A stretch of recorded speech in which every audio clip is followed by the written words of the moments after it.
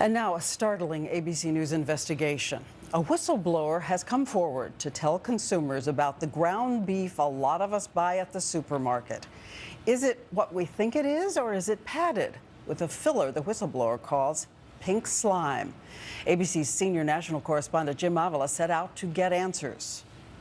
Gerald Zernstein grinds his own hamburger these days. Why? Because this former USDA scientist, now whistleblower, knows that 70% of the ground beef we buy at the supermarket contains something he calls pink slime. Beef trimmings that were once used only in dog food and cooking oil, now sprayed with ammonia to make them safe to eat, and then added to most ground beef as a cheaper filler. It was Zernstein who, in a USDA memo, first coined the term pink slime, and is now coming forward to say he won't buy it. It's economic fraud. It's not fresh ground beef. It's a substitute. It's a cheap substitute being added in. Zernstein and his fellow USDA scientist Carl Custer both warned against using what the industry calls lean, finely textured beef, and is widely known now as pink slime. But their government bosses overruled them. Why didn't you consider it beef?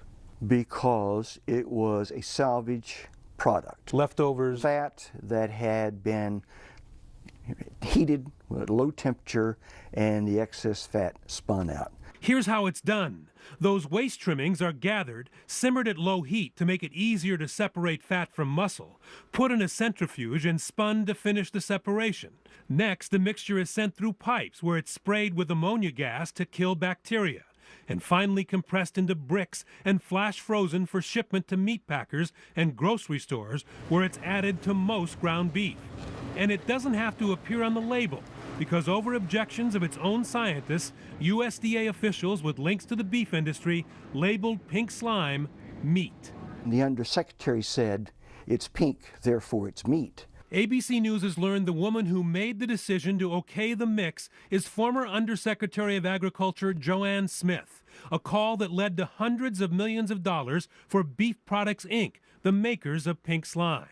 When Smith stepped down from USDA, BPI's principal supplier appointed her to the board of directors, where she made at least $1.2 million over 17 years.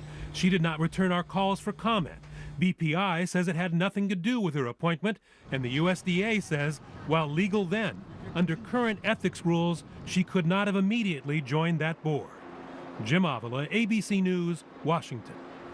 And we know this raises so many questions. Jim Avila is going to stay on this case. And coming up, a